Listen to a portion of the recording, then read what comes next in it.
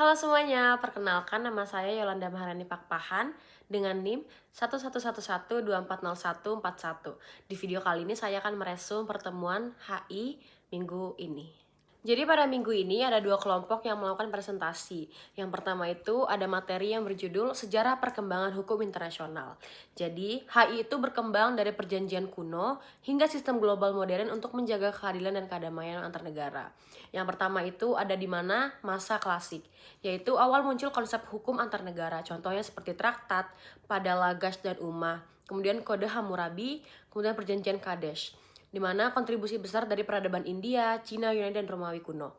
Kemudian ada masa pertengahan, di mana dominasi agama menyebabkan kemunduran, tetapi muncul dasar kedaulatan negara dan perjanjian perdamaian. Contohnya seperti tokoh Jane Bodin, Martin Luther, Albenco Gentili. Kemudian pada masa modern, dimulai dengan perjanjian Westphalia pada tahun 1648 yang menegaskan tentang kedaulatan negara. Tokoh penting pada masa ini yaitu Hugo Grotius, Immanuel Kant, dan Jeremy Bentham. Kemudian ada hukum internasional Islam atau Syiar yang mengatur hubungan umat Islam dan non-Islam berdasarkan prinsip moral dan keadilan, berkembang sejak masa Rasulullah hingga modern. Kemudian masuk ke sistem baru pasca Perang Dunia II. Terbentuknya PBB dan ICJ untuk menjaga perdamaian dunia. Contohnya seperti Konferensi Besar Atlantic Charter, Bretton Woods, dan San Francisco. Kemudian ada di mana masa menuju tata pemerintahan global. Hukum internasional kini mengatur hubungan antar negara dan individu di dalamnya. Dipengaruhi dua aliran. Yang pertama naturalis, hukum alam, dan positivis, yaitu kesepakatan negara. Kemudian kita akan masuk ke materi dari kelompok 2 yang berjudul Subjek-Subjek Hukum Internasional. Subjek hukum internasional adalah entitas yang memiliki hak dan kewajiban di bawah hukum internasional, serta kemampuan untuk menuntut, membuat perjanjian, dan menikmati entitas. Kemudian macam-macam subjek HI ada negara, di mana subjek utama tersebut memiliki 4 unsur. Yang pertama wilayah, penduduk, pemerintahan, dan kemampuan berhubungan internasional. Kemudian hak dasarnya itu adalah seperti kemerdekaan, self-determination, yurisdiksi, kesetaraan, dan pertahanan diri. Pasal 51 Piagam PBB. Kemudian kewajiban dasarnya itu tidak menerima intervensi, kemudian menjaga perdamaian, menghormati HAM, menyelesaikan sengketa dengan damai, dan itikat baik.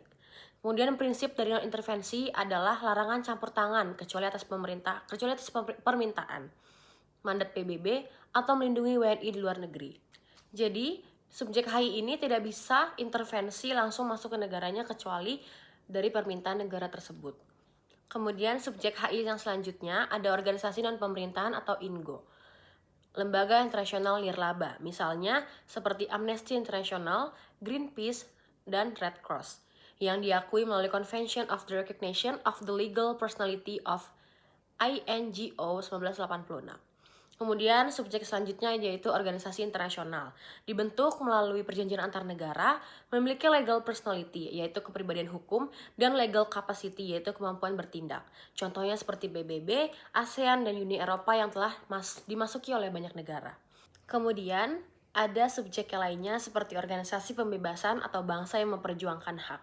Bangsa yang berjuang memperoleh kemerdekaan, misalnya seperti PLO, SWAPO. Statusnya akan diakui jika mendapat dukungan masyarakat internasional. Kemudian subjek lainnya yaitu individu, diakui sebagai subjek hukum yang terbatas, terutama dalam kejahatan internasional, contohnya seperti perang dan genosida. Nah, individu ini tidak dapat membuat perjanjian, namun bisa dimintai pertanggungjawaban pribadi. Kemudian, perusahaan transnasional, yang dimana belum diakui sebagai subjek hukum, namun dapat mempengaruhi kebijakan global. Tanggung jawab HAM masih melekat pada negara, bukan pada korporasi. Kemudian yang terakhir ada subjek belligerent atau pemberontak, di mana kelompok yang menguasai wilayah dan memiliki pemerintahan de facto dapat diakui sementara jika memenuhi kriteria, yaitu terorganisir, punya wilayah, dan didukung rakyat. Sekian materi yang saya dapat jelaskan. Mohon maaf bila ada salah kata. Terima kasih. Sampai jumpa di video selanjutnya.